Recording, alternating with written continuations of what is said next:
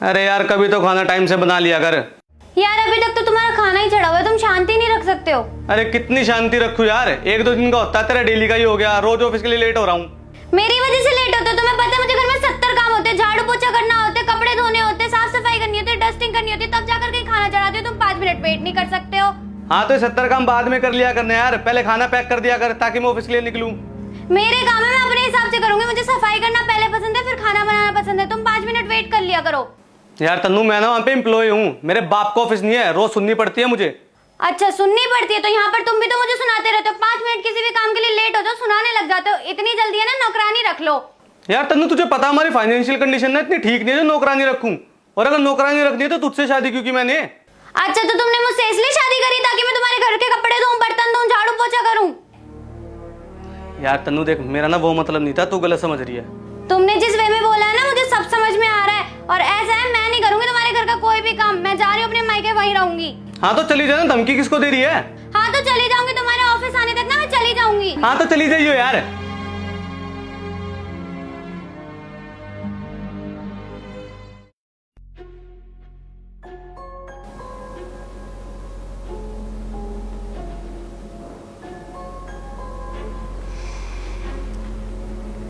क्या हुआ तानिया, यूं अचानक से सरप्राइज देने आई है मुझे?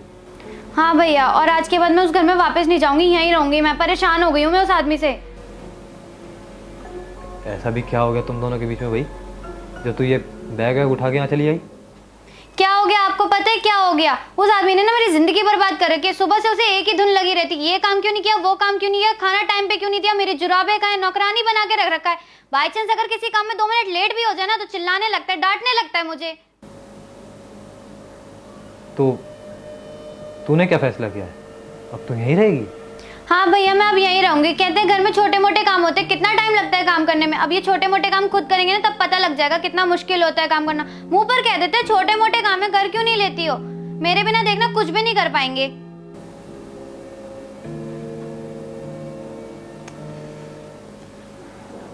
ठीक है फिर तानिया, एक काम करते हैं, मैं ना तुम दोनों का तलाक करवा देता हूँ और तेरी शादी किसी दूसरे घर में कर देते हैं। लेकिन उसके लिए तुझे मुझे गारंटी देनी होगी कि जब तू दूसरे घर जाएगी तो उस पति से तेरी कोई लड़ाई नहीं होगी, कोई कलेश नहीं होगी, और तू ऐसे मुंह उठा के मायके नहीं चली आएगी। ये क्या बोल रहे हो आप भैया, दूसरी शादी?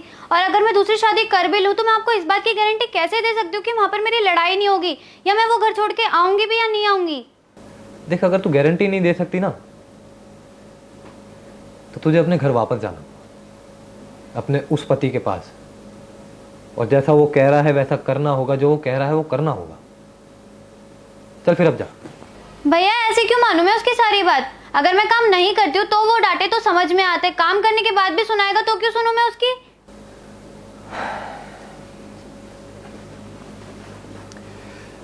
तने एक बात बताता हूं, जहां प्यार होता है ना वहां लड़ाइयां भी होती।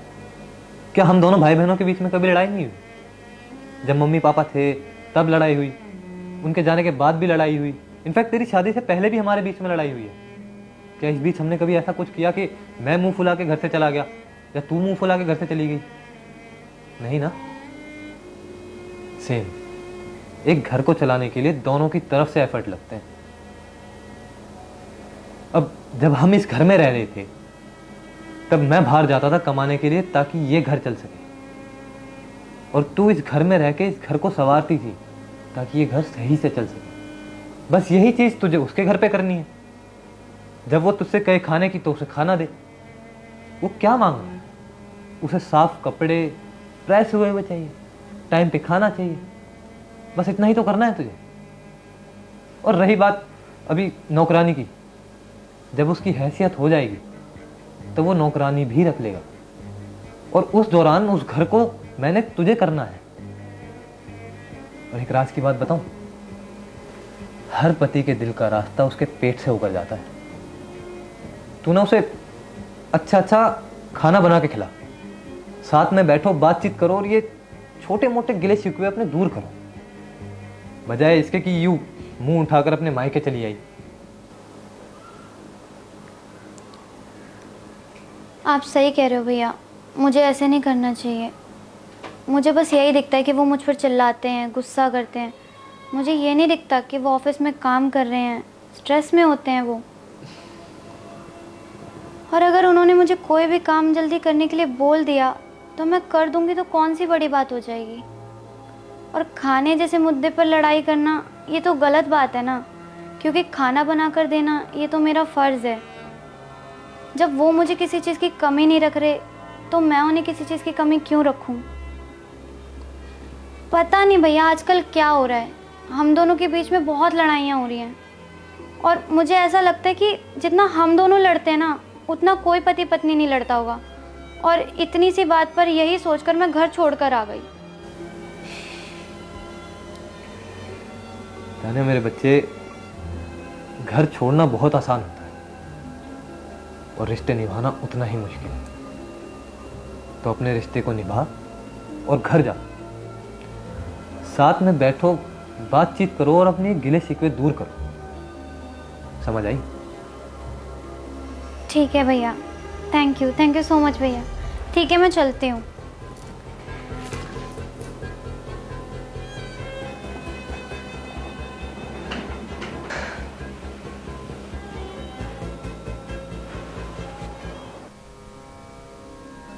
मैं ये कर दूंगी, मैं वो कर दूंगी, शाम को घर पर नजर नहीं आऊंगी।